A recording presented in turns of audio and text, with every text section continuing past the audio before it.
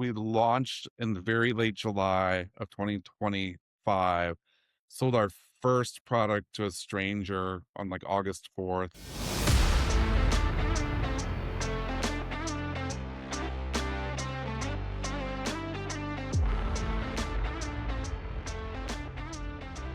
Ladies and gentlemen, welcome to another episode of the Whole Story Podcast. Jonathan, how are you doing today? I may or may not have a Google Flight tab on my computer, so you're trying to figure out when we can go play golf somewhere in another country. And we just got back from golf last week, and there's enough golf going on in our world that there's no way our wives will let us go back overseas right now. But they can come with us. They could come with us. Well, my life's complicated with leaving people right now. Yeah, we'll make it happen. There's planes leaving all the time. Planes leave every day. Planes leave every day. No, I really want to go back over to Ireland or Scotland or England, Wales, somewhere in that area and play some more golf and do, like we've talked about so many times, do all the courses that everybody drives by. Like you said, like if you're on the coast and it's the wind's blowing, like it's going to be a good time. So, yeah, you almost want to find all the places that just have honor boxes instead of trying to find all the cool places everyone's going to be, and just absolutely. Like in the back of a car with a half set carry bag and just go play all those courses blind. I think half set Jones carry bag with half of our Avoda clubs in there, and there it is. Maybe a driver and a putter, and that's it, right? Let's go. You're hitting the driver better. Skylar could come with us. That's true. Yeah. So, Skylar's my mini driver. If you can take the head off, right? You need to get you go on Amazon and get you a tool. Yeah. I have to. I have to do that because you left with your tool, and my club head is not back on my driver. Well, wherever you go, whatever pro shop is going to have they're going to have one. Yeah, and then you can tell a story while you're in there. Here's why I need this. So, no, an incredible conversation you guys are about to hear from Joe and Tim with Fescue and Dunes. I've been following these guys, I would say, for a while, but probably since they started. I got clued into them early. They help courses overseas and maybe sooner than later, maybe not overseas, with some of their e-commerce stuff. So as they mentioned, like you go to a place and you play and you want to like, man, that place was awesome. Got to buy a bunch of stuff. And like they said, Americans that go over there, it's like there is no budget, right? Like if you find a course that you love and the logo is pretty cool, you're just open wallet, take whatever. And a lot of times those courses are closed. Their pro shop, their bar, whatever they were selling the stuff is closed. So they have created an excellent service and business to solve that problem. So check out Fescue and Dunes. We'll have links in the show notes, but great conversations with some good guys, and excited to keep in touch with them for sure. Yeah, I mean, the opportunity, if you've traveled overseas, to maybe your favorite polo, as in what inspired the entire thing, which you'll hear about, gets ruined, or you find your most favorite sweater that you've ever had in your life, but it doesn't have the course logo you want. There's options now, which, as we know in the golf world, that's just not the way it works. Like we were just at places last week in Denver, and there was one place where I don't think either one of us really bought anything because it was like, well, there's just nothing here that we really like, but if we had an opportunity with maybe something that we'd prefer from an accessory perspective or a polo or whatever it might be, maybe we would have picked it up. So, interesting concept, business model. I think it's fantastic. And if you're like a golf sickle like we are, you want to go play golf somewhere else. Absolutely. No, like you said, if you have a polo or something you like they work with the bead ratties and the zero restriction. So if we go to a place and they don't have those on the shelves, maybe Fescue and Dunes would have them to where you can get your favorite bead ratty or zero restriction polo and get the course logo put on it. Not in the color blue. Not in the color blue. You can get it in blue, but then just be prepared for your wife to say, look, another blue something. But no, Fescue and Dunes, they're awesome. Again, speaking of bead ratting and zero restriction, love our partnership with these guys. If you go to any of their websites, also Fairway and Green, and use BestBall 20, you can save 20% on your order. We can't get any international club logos on there. At some point, we'll have some BestBall logos on there where you can get that as well. But no, very thankful for that partnership. So y'all enjoy this episode with Joe and Tim of Fescue and Dunes. Have a good one.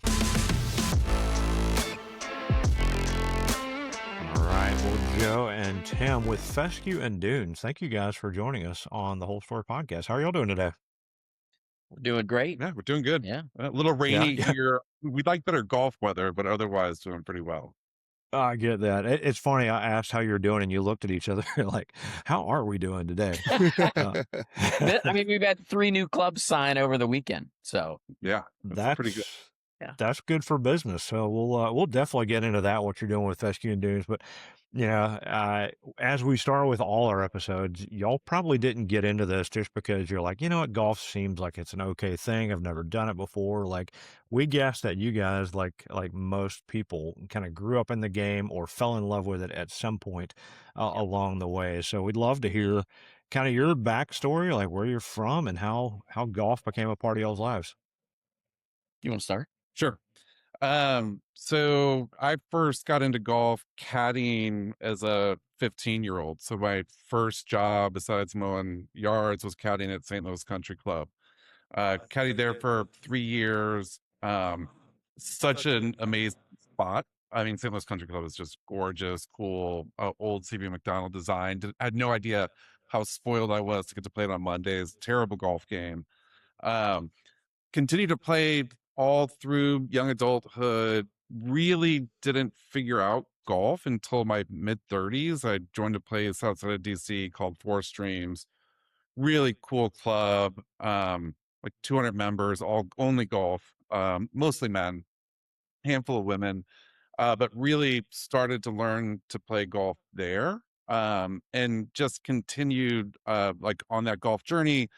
Left there for a bit when I started a marketing agency, and then joined Argyle Country Club, where I met Joe about 6 years ago. Currently serve on the board. So like now I'm all in, right? Like lessons all the time, serve on the board of my club, have Fescue and Dunes. 8 putters.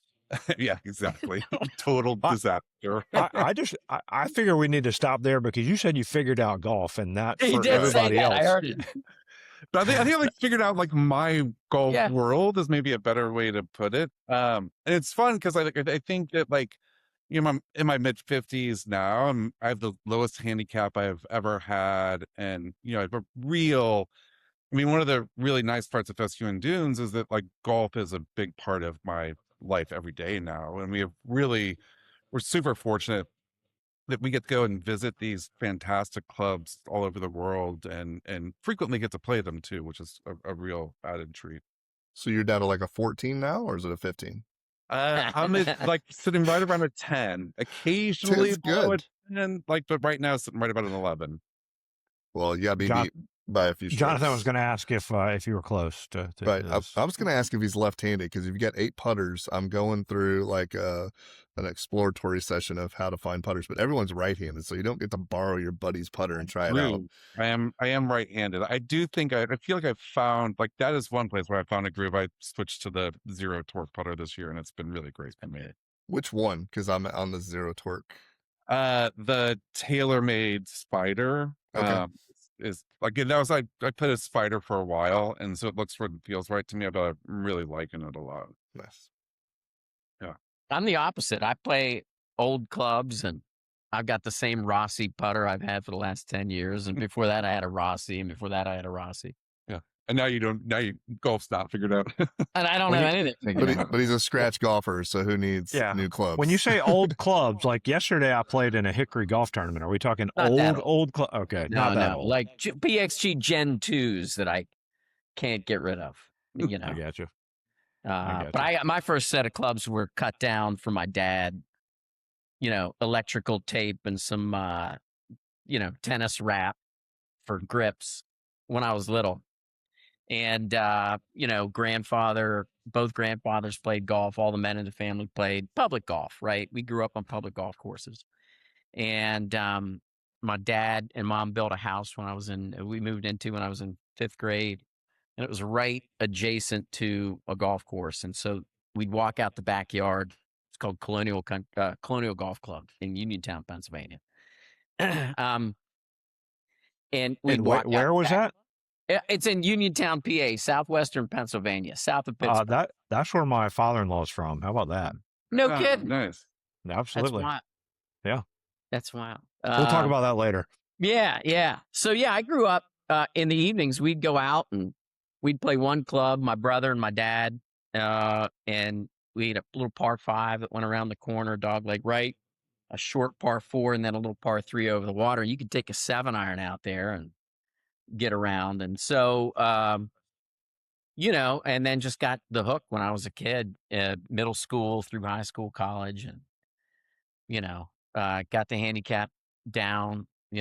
I'm 52 now, so it's creeping up the wrong direction, or maybe the right direction. I'm winning a little more money now.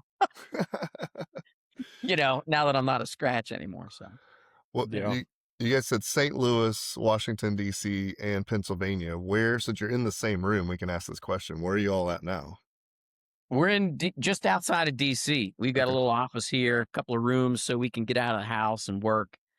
We get a lot of stuff sent to us, and we're always looking at new garments, and so we got to have a place to keep all of our stuff, our non-personal golf stuff. I mean, we fill our houses up, I'm Right. sure, like everybody with personal golf stuff. So The families love when a package arrives and it's more golf stuff. Exactly. yeah, Exactly. yeah. Or you go to dinner and it's like, we're at a nice place, and she's like, "Do you want to tell me about that logo?" Like, so I've been trying to get Oh. logos, and sleeves more often, but Yeah. whenever I can. Trying to figure Yeah. out if I have anything non-logoed. Like we're going to graduation stuff, and I'm like, oh shoot, I don't know if I own a polo that doesn't have a logo on it. Yeah, yeah, yeah. That's definitely a sign Yeah, exactly. that you may have a problem. Or Yeah. you're in the right business. So let's Yeah. okay. So there's a shared love of golf that you guys meet. When then did the idea come that maybe we can start a business? And how did you come up with the idea for Fescue and Dunes? Yeah. So You it was tell. based on personal experience. So I met Joe probably a year and some change after Got I rocked. joined Argyle. And he mentioned that he took guys over on trips to Ireland, England, and Scotland. And he had a trip coming up to the kind of Dublin to Belfast run. And he was like, I have a slot. Do you want it? And like immediately I was like, I'm in. Like, I'm going to go play golf in Ireland. The third course I played was at Port Marnock, and I bought this like gorgeous There white it is. Millar shirt. And within 4 weeks, I had like red wine stains, like dripping down the front of it. Big stain. Easier to see in person and sunlight. But I was like, oh, I'll just go online and buy a replacement board. Clearly, Yeah. I should be able to do that. And went and tried to buy a polo from Port Marnock and couldn't do it. Fast forward to 2 years later, we're playing Ballybunion. We had 4 foursomes over. We were the first foursome off. We teed off at like 110, and we were like, hey, is the pro shop going to be open when we're done, or do we need to get something now? We finish up, like 6 o'clock. It's a longer round at Ballybunion. You got a bunch of visitors out there. We were the first foursome off. Pro shop's already closed. And Joe and I were doing the math, and we were like, that's $3,000 of missed revenue for this club. Maybe more. Right. Maybe more. It was the last course of the trip. It's a brilliant place, good logo. And in the bus on the way back to Killarney, I was like, we got to fix this. Like, we got to build, e-commerce for these clubs. It's crazy. Like, the only time people can buy from these clubs today is when you're physically standing in the pro shop. Otherwise, you can't do it. So came up with the idea. Original idea was, let's build the club's better e-commerce stores. Took it to a handful of guys that we knew in the golf business in Ireland in particular, and they were like, look, we know we need to do e-commerce because we're not doing it today. We know it's a missed opportunity, but we hate it. Like, and this was before the tariff nonsense, right? Yeah. They're like, if somebody calls, we have to pull it out of inventory, trust that somebody marks it as sold, put it in a package, somebody drives it into town, stands in line at the post office. And, Joe had come up with this idea, like, we could be more like Fanatics down the road. Let's get this going, but we could be more like Fanatics down the road. And we took that idea Centralized to it all. them and said, like, what if we did it all? Like, we bought the inventory, we decorated it, we sent it for you, we handled returns, and they We were all like, run the marketing. drive the demand. And we were like, they came back to us and said, yeah, that's the business we like. And so we took it to the PGA show in 2025. So 14, 16 months ago. And so it was an idea at the PGA show 16 months ago. We launched in the very late July of 2025, sold our first product to a stranger on like August 4th. And then we're up to our current club count's like almost 40 clubs have signed Wow. up since. Yeah. So So clearly we just hit the market at the right time and came up with an idea. Like we would for the whole first 6 months, like both of us without telling each other, like we would wake up and be like, somebody else has got to have done this, right? Like Yeah. somebody else figured this out. But we just kind of hit the market at the right time with the right solution. And it's been gangbusters for us ever since. And we both own digital marketing agencies. Yes. So we've got some teams we could lean on and a lot of experience helping other people market and sell things. And so we didn't really start from zero, right? We had a better sense for how to build e-commerce capability and build systems and run smart, campaigns. right. So I was just about to ask, like, so you had an idea, and then I learned how to build a website, and Yeah, then we had that part figured out. Yeah, no, thankfully, like my agency, 45 RPM, has been designing and building e-commerce sites for, 8 years. And my team runs like search and social advertising. And then Joe's team does like just high saturation, highly targeted digital ads. And really at the end of the day, like if you think about it, like the e-commerce is an important piece of this for sure, but really we're marketing these clubs and we're marketing their logos and we're trying to make that connection, which isn't always super easy, but like how do you get a golfer to a club connected to a club they've already played, right? Because most guys aren't going to buy logos from a course they haven't played yet. So a lot of that we have to figure out is how do we bridge those connections and make it as targeted and accurate as possible. So whenever you're doing that partnership with a club from a online marketing perspective, are you borrowing cookies off their website? So when someone does go and visit, you're going back and advertising to them and did whatever the advertising places are now? So it's a little bit strange because our clubs are mostly in Europe and the UK, right? And so the laws are a little bit more difficult. We've asked them to create links to our marketplace from their site. Okay. So like for a lot of our clubs, if you go to the shop page, it's actually Fescue and Dunes. It'll say, fulfilled by Fescue and Dunes. So we have to try and get them to take a step to get golfers into one of our properties. But then we do other things like we work with tour operators. We actually have our own pretty complex cookie set as well. Yeah. And then we do some other stuff. Geoframing courses where we know there have been people over the last few years. Right. You can pull the right amount of data to start running ad sets into those groups. And then we're using a lot of AI to show garments with different logos on it so that people get this idea like, oh, I can go get the logo I want on the gear I like. Right. And we're working with a bunch of big apparel companies. And from a production standpoint, when an order gets placed for the logo on that garment, it gets pulled and produced one-off and delivered to the client directly. Do they have inside of 48 hours? Do they have to have an existing agreement with that garment provider? So, like, for example, Beach Ratty may be at course A, B, and C, but I want a Beach Ratty polo from course D, and they don't offer that logo for that course yet. Yeah. Sometimes. So for the most part, our catalogs are available across all of our clubs. Okay.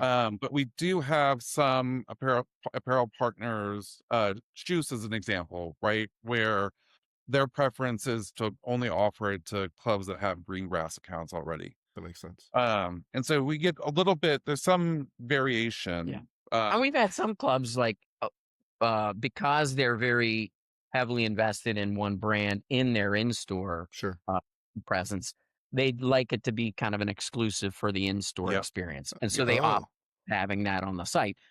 Totally flexible. And we built the system so that, each club can kind of tailor what they make available. That's super smart. Yeah. Who was the first course that you guys started working with? The first five verbal, and yeah, we had 5 and 5 that came on board initially. The first verbal yes was Dingle, Yep. Kinshabil, which is also the first course I ever played outside of the US. Yeah. Super cool for me. The first signed contract was County Sligo. Yeah. But we, in that same group, we had Dukes, Portmarnock, and Jamal and Castle were part of the first. Those were the Part of the first first 5 5, yeah. clubs. You said the majority of your courses are from overseas. Do you see that just in sense from a technology play, or is it a cultural issue in terms of why you haven't seen much Fedway in the American side? We haven't really made any attempt yet in the States. Our Okay. goal was to connect all these clubs that we love, Right. and that our friends have loved. I started dragging guys over there 15 years ago, and they still, guys still talk about rounds of golf from 12 years ago and 15 years ago. And, our thought was like, let's help these clubs. We pay a really hefty royalty back to the clubs as well, Mhm. right? So how do we help these clubs do things that are hard? How do we re-expose them to people that have these great memories? And then how do we use the data as smart marketers to go find more people like that, right? And then just multiply and scale it. And, I think eventually we'll work with some destination clubs in the States, but Yeah. our goal is connecting like people who have traveled to the places they've been. Yeah. We figured that it was particularly broken for these overseas clubs. Yeah. Like a lot of the destination clubs in the US have the resources to do something. Sure. And I think the whole business of the tariffs really created a more compelling use case for the solution that we were providing.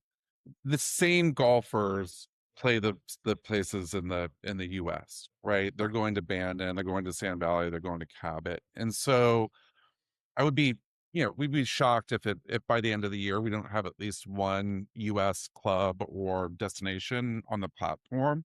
But we're really focused, like we're in conversations with clubs in Portugal and Spain. We're in conversations with clubs in Australia. This ability to connect US golfers to these clubs is really, like I said, in the case of the destination clubs, it was more broken or more obviously broken. Yeah. And so it was a really good strategic starting point. Yeah, and the clubs like it too because the busload of Americans show up and they just empty their wallets.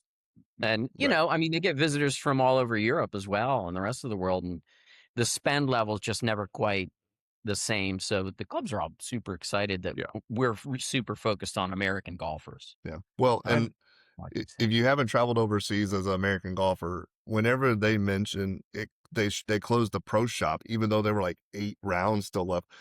I mean, there's times where you go, it's a destination location, and they don't have a pro shop that's full, or they might Yeah. not even have somebody there to help you start. They might be They like, run yeah, out. you got a 7:30 tee time, we'll catch you on the back 9. Like, It might just be an honor box somewhere. right.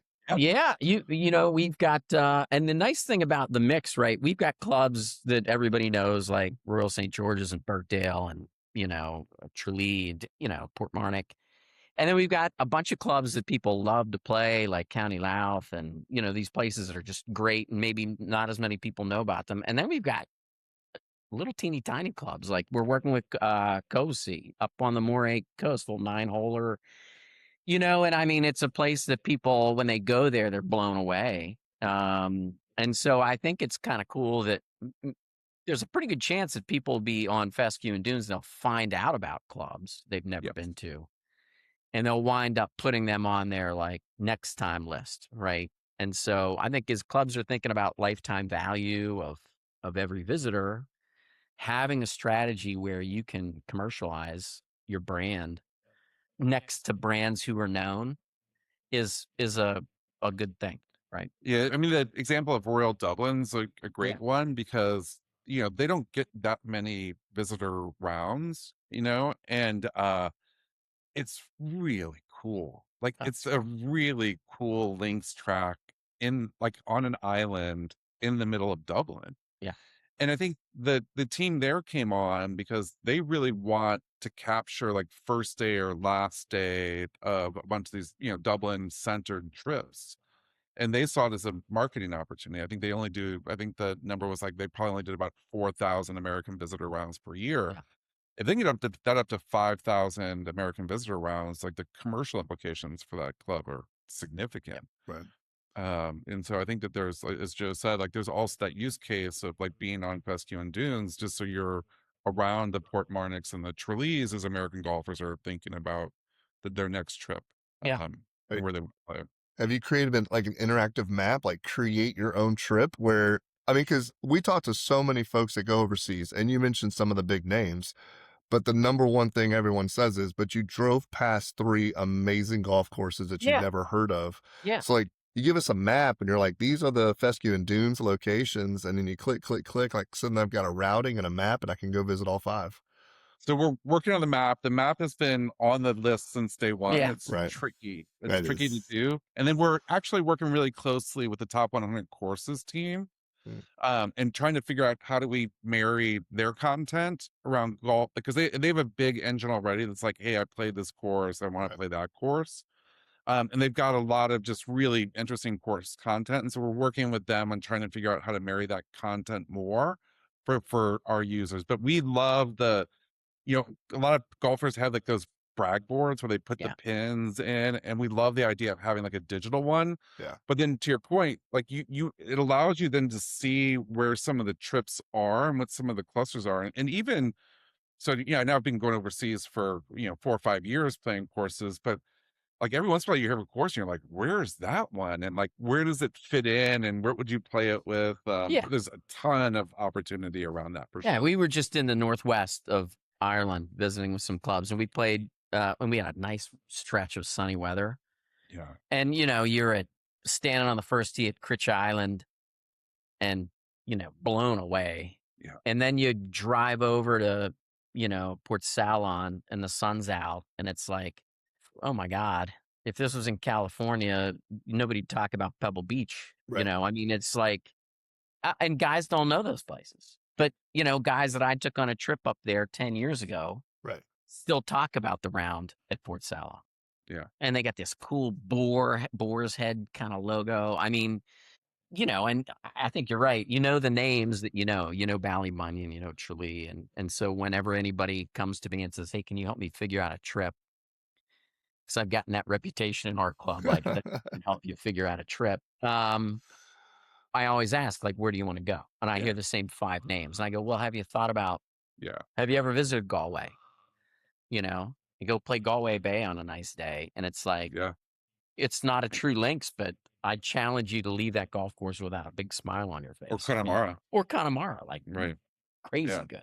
Right. So now all your trips are business trips, right? So you're walking in and saying, I'm here to play golf and to help you guys make some more money and sell more Very merchandise." strategic. That's right. We learned one of the things that we learned is that if we have like 3 meetings in a day, like always put, like if there's a course we want to play, make that the last one, because they're almost always like, well, you guys want to go play?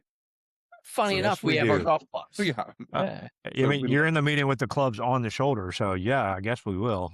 Yeah, they're just right out front on the rack, always. Yeah. I Just in brought case. I brought air 6 of them my out. putters. Yeah.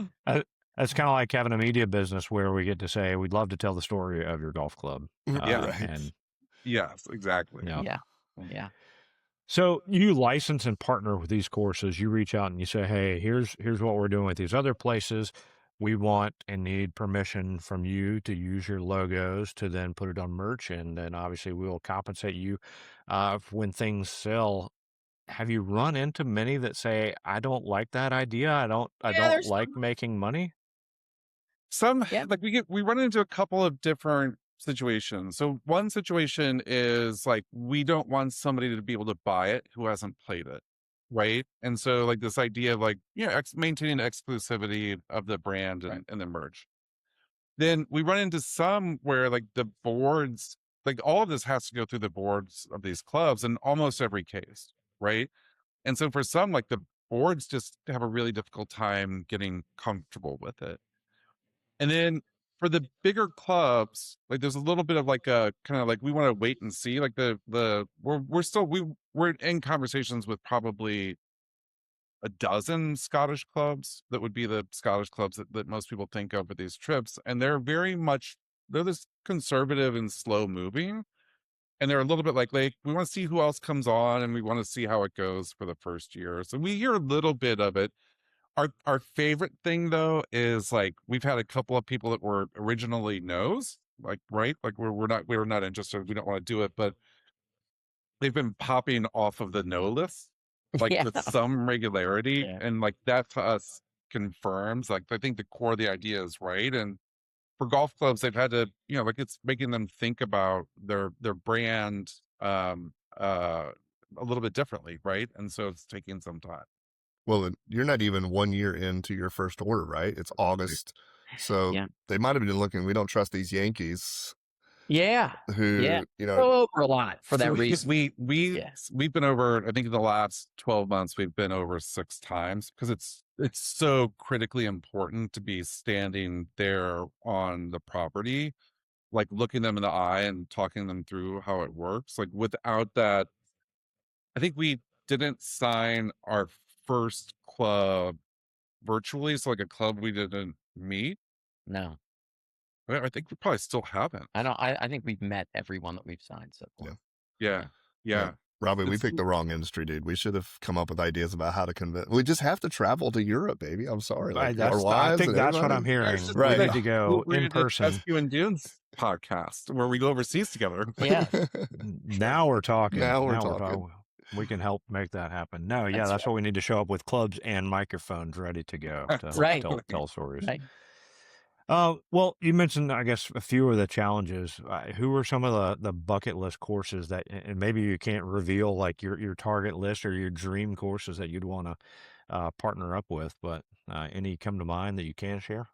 Oh, yeah. We have some personal, like we really want that one on, and for me it's Royal Dornoch. Like I just love that place. Like it's just such a special place, and I think Neill has such a good team there. Like we really like Neill a lot.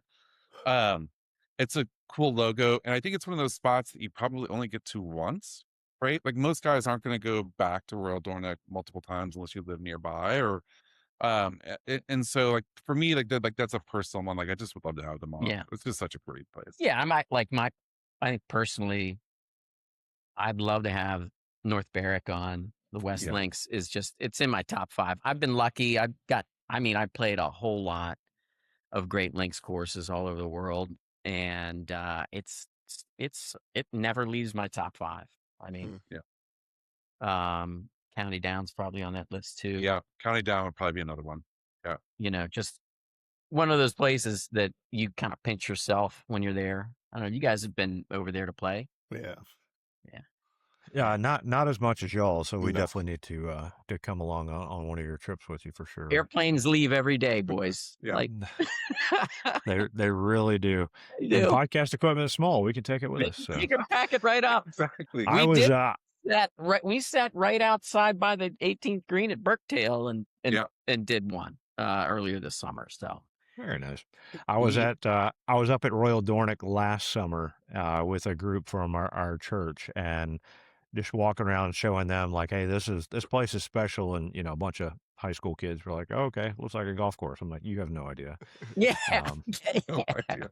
Yeah. So good. Did not get to play, but got to see it. Got to see, I guess, the old pro shop and the new one that was almost done, or the new clubhouse, I should That's say. cool. That's cool. Yeah, so that's high up on the list as well. And what a cool town. I mean, just hanging in that. It's a little bit sleepy, and I mean, you talk about all the other courses around that area. Like we were up and down from like there down to like Tane. So Yeah. saw Tane, saw Port. What was it?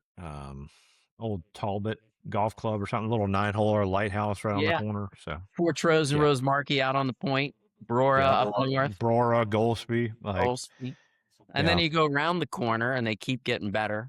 I know. over there I is know. great. a lot of good spots. Jonathan, let's go, man. Planes leave every day. That's the best line I think I've heard. That's it. Listen, you know me and planes. I'll get on one I will go right Yeah. now. Yep. What does it look like for a club? So, let's say a club happens to be listening to this and they're like, well, is it so much of a hassle that the revenue drive really isn't worth like that side of things? Or have you found that it's really Yeah. connected, like you said, with the US golfers to go, man, I played there and I missed an opportunity, or I love from your website side of it, I played there, but I really like this type of, polo or this sweater or whatever. And I'd love to have that sweater with that logo. Yeah, we make it like super easy for the clubs, Yeah. right? So club signs the agreement. The agreement's got a really easy back end if they ever, for whatever reason, don't want to participate anymore. Mhm. Um, we just need some logo files. Yeah. We digitize it with the team that's been doing it for a dozen years. We get the sew outs. We've already worked with all the apparel companies, Johnny O, Straight Down, a whole bunch of others, and some little ones like Angus and Grace Go Golfing are just coming on, an Aussie company. And so we pick all the winners, right? And so now we'll have each of these items, but we'll carry it in 6 or 7 colors and full Yeah. size runs. So, they don't have to do any work. They just approve like that art file and that DST, and we're ready to go. We'll then go out, and there are some things we've got to decorate ahead of time. Head covers, we work with a few different Yeah. partners there. Hats get decorated ahead of time. There's no good way to do that on demand. Um, but everything else is kind of there, and like usually within 3 weeks, we're making the first sale. Yeah. So it goes really fast. Yeah, we try and make it super painless. And they can opt in for a standalone e-commerce store as Yep. well as being on the marketplace. And we're starting to see some of the private clubs that are interested in just the standalone store, but really like the catalog and collection. Mhm. And I think that's another potential way that we end up in the US market is like some private clubs who have visitors or want to offer a different set of services to their members. Um, I could see private clubs using this in the US as well. Yeah, and I mean, some of these clubs really like Johnny O gear. Right.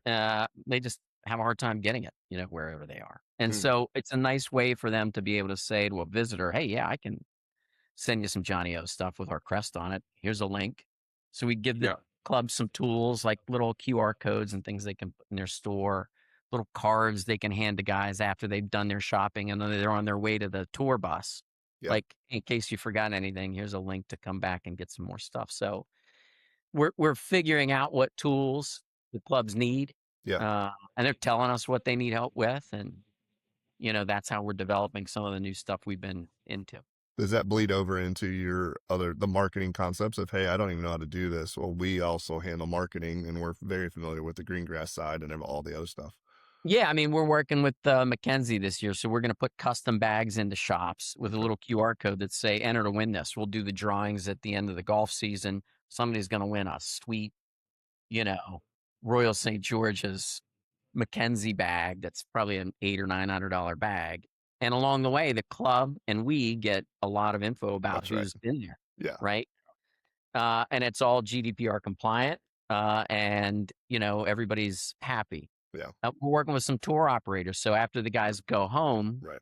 they'll say, all right, here's a link with a little discount. They like to give it a gift to their traveler. And it's a great way for us to kind of hit people who are more recently in a place where we've got some Yeah. club saturation.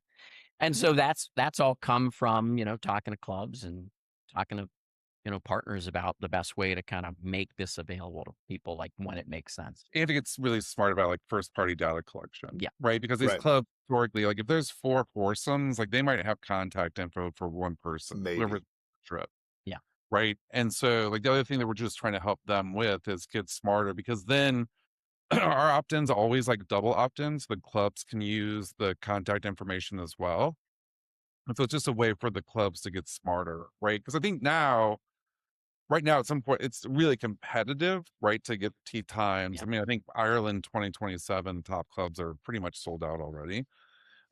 Tons of great places to still be able to play golf. But I think like having that, like being able to be a marketer, especially if you're one of the next tier down clubs, and like Joe's point, like we played in the north of Ireland, a place where you can almost always still get tee times, and you've got Donegal up there, which is brilliant. County Sligo is amazing. Enniscrone is fantastic. Like Strand Hill right around the corner. Strand Hill Great. is really good. Like there's just all these other cool places to play. And so I think helping those clubs get smarter about marketing is definitely one of the things that we do that's really valuable. Yeah, and they've got to market the next trip. Right. They're not lucky. Like the tour ops all go to the Southwest. Sure. Right. So if you are Tralee, in many ways, you're going to fill up, like without having to do much kind of direct to consumer marketing. If you're Ross's Point, you got to work a little harder. Yeah. You know, on a nice day, play either golf course. You're going to be sitting with your boys afterwards, looking for real estate. Like maybe I should move here, and at either place. Yeah. I mean, they're just so good. Yeah. Yeah. So Where do you hope to see this in 5 years? I think it'll be, look, worldwide. I think we'll have, 300-400 clubs on. I think we'll be much more integrated into their in-store experience. Yeah. Because clubs take a lot of financial risk now. And if you know this, like you go on a golf trip, you kind of see the same Peter Millar polo in every shop. Because you got to be a little safe. You're buying that stuff, and you're not. I might want the yellow one, and he might want an orange one, and so they're all blue. They're all blue.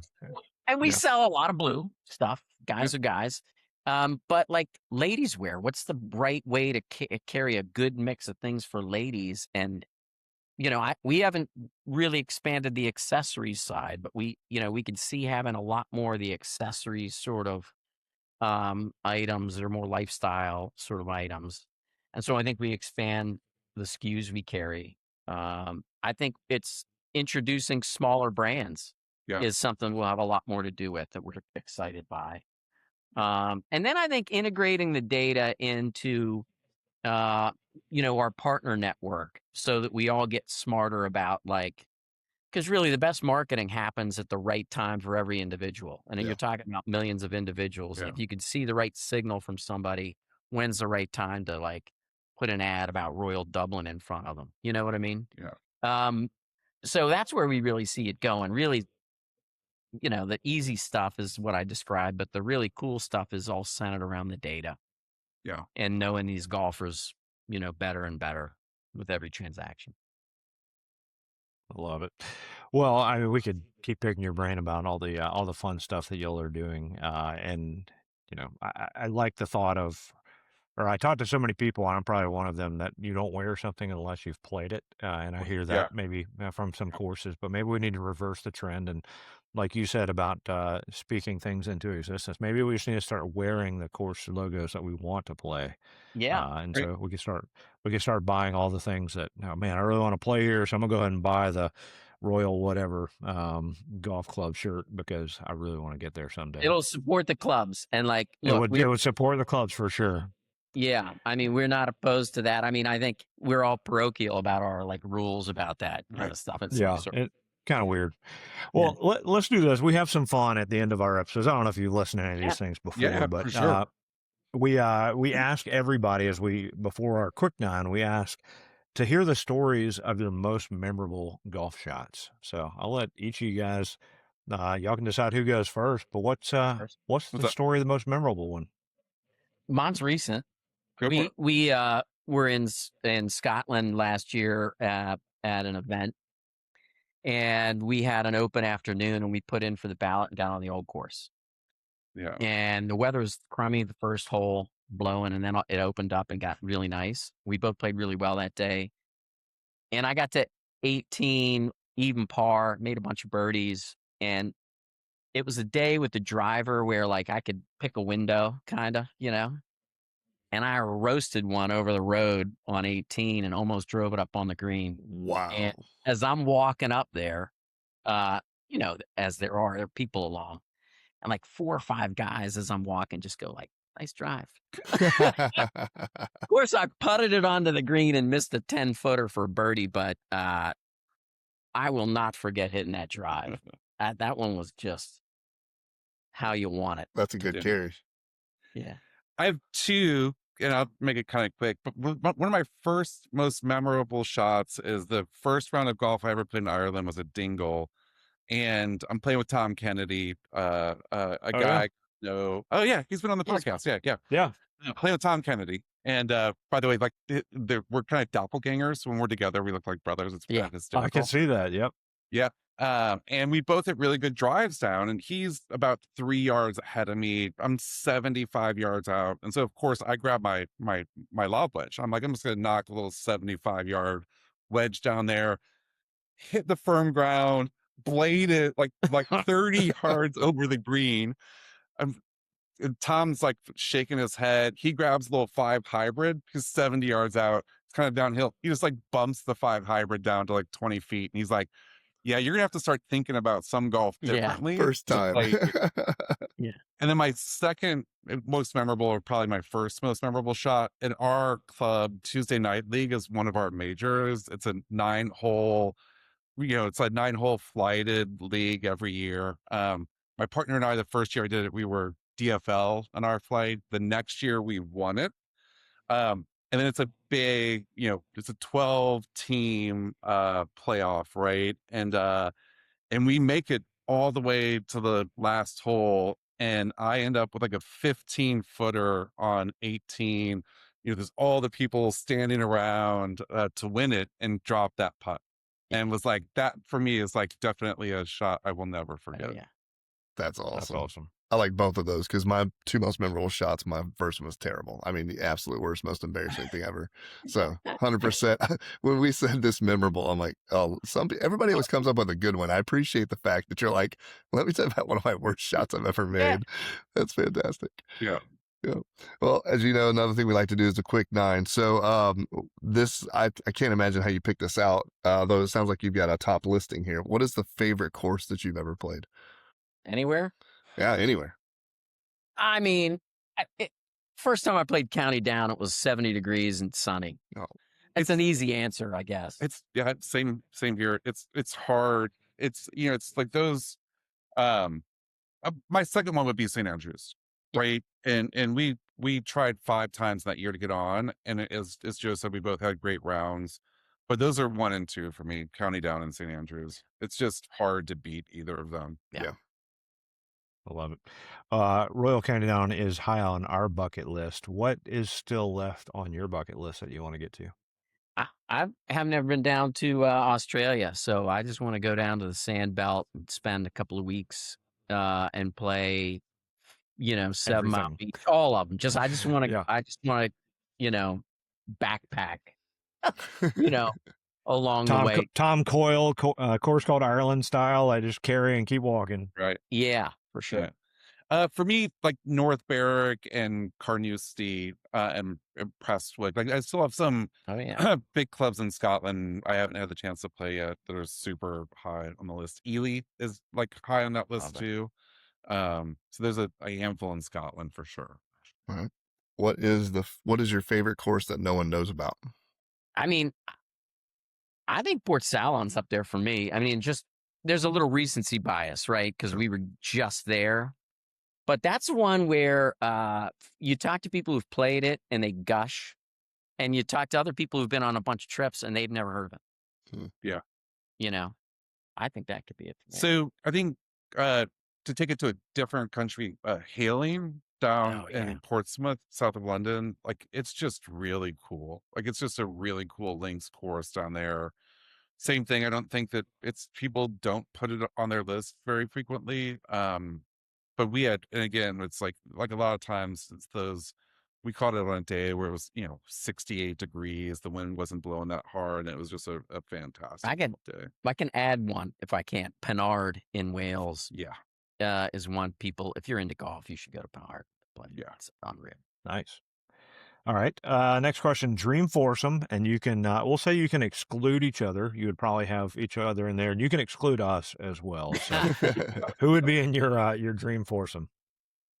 If if we're making things up, I'd like both of my grandpas. Yeah. When they were like 40, because I didn't know them when they were 40. And probably, my son, so he could get to know them when they were, that age. That'd be a Yeah. good round. Yeah. Yeah. None of my 3 boys play golf yet.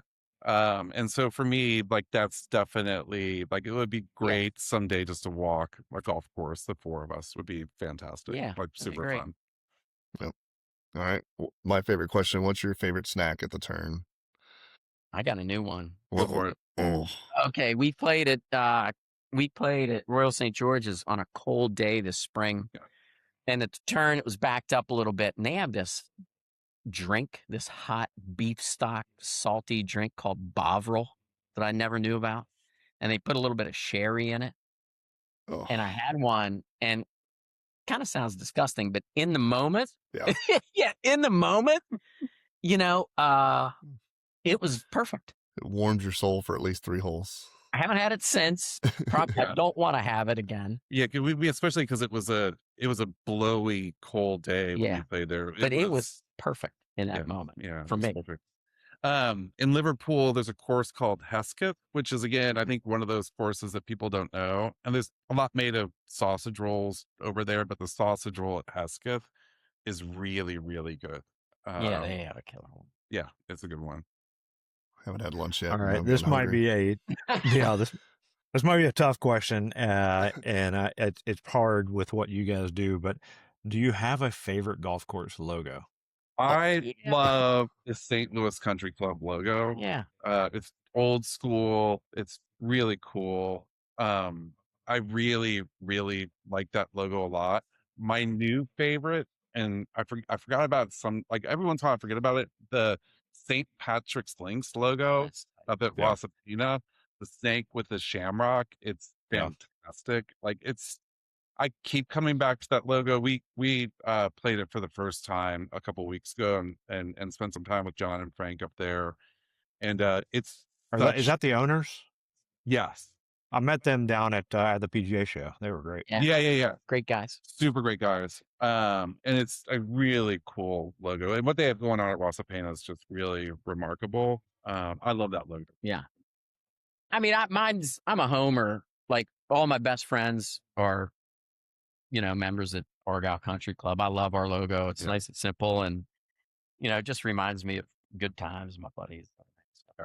Good choices. Nice. All right. Your favorite pro shop purchase besides every logo from your website? I have one. So we played Royal St. Ports, and hopefully by the time this podcast comes out, they'll be on the platform. But played Royal St. Ports, and I had probably one of the best 3 golfing days of my life. It was just like I just didn't see troubles, like hitting the balls where I wanted them to go.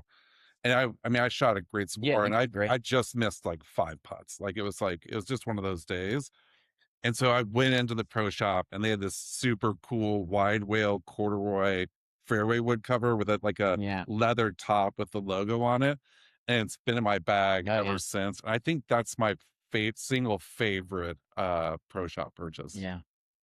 I bought a Lyle and Scott kind of quarter zip short sleeve pullover thing. The first time I got to play a real links course was Port Marnock, and it was in 2005. And got done with a round and hit a lot of bad shots that day. I'm a digger, and you can't dig when it's dry over there. And so the round was forgettable, but I still have that thing, and it still fits. So, and I wear it occasionally. That's the biggest win right there, right? Like 12 years later, and it still fits. Yeah. Well, I mean, we probably have to throw the white Port Marnock shirt in there. That's an important one. Like, that's it important. actually led to the creation of the company. That's might have to be a close second. Yeah. Little piece of history there. All right, 2 more. What is one thing golfers should do? Yeah. I mean, they should go on a golf trip to Ireland, Scotland, England, and put a lot of places in there that you've never heard of before. And if it's by the coast and it's blowing, you're going to be happy. Yeah. I think slightly differently. Like I've been thinking about this a lot recently, just with like what we have going on at our club. I think golfers should treat their home course like they treat their favorite course they've ever played, right? Yeah. Like just this I like this notion of just like really taking care of, like if you go play St. Andrews, like if you left a mark on a green, like you're gonna make sure that you fix it, right? If you come out of the bunkers, you're gonna make sure the bunker is perfect. Like I think like I like the idea of like taking care of where you play every day, like you would take care of the best course you've Yeah. ever played. I love that Good answer. answer. All right, last one. Finish this sentence. The best part of golf is. I think it's going to sound like an odd answer, but the quiet, like Hmm. like to me, the quiet is like being able to take in everything that's around you and being present to the people that you're with. Like it's such a like a treat to throw your phone in a golf bag pocket and not think of it for 4 or 5 hours and just be present to where you are. And there's so much less noise that I could find like in those quiet moments. I was having this conversation with my wife a couple weeks back. Like I played when we played Galway Bay, I played with two of the guys from our club, Eric and Hal. And I think I spent like an hour and a half of that round, like just doubled over Yeah. in laughter because it's like you're just there and present to what's going on. There's no other distractions, there's no emails or texts. You're just like, you're out there walking this remarkable golf course and laughing hysterically, enjoying That's yourself. great. I can't improve much upon that. I love it. Well, Tim, Joe, this has been awesome. Tell everybody where they need to go find Fescue and Dunes. Just www.fescueanddunes.com. Yeah, and sign up, get the discount code for sure. And then we're adding new clubs and apparel partners all the time. So just keep your ears and eyes open, and please tell your friends about it too, because yeah, we're really trying to grow this thing, and we again, Joe mentioned it early, but like this is really born out of our love for these clubs, and they're really important partners in this with us. Well, we love what you're doing. Love y'all's story. Yeah, found a problem and created a solution for it, and wish you guys much success. And we appreciate you guys joining us today to help share that story. So, Yeah, for we appreciate it. absolutely, yeah. Cool. Well, for Tim and Joe, this is Robbie and Jonathan. Appreciate y'all listening to another episode of the Whole Story Podcast.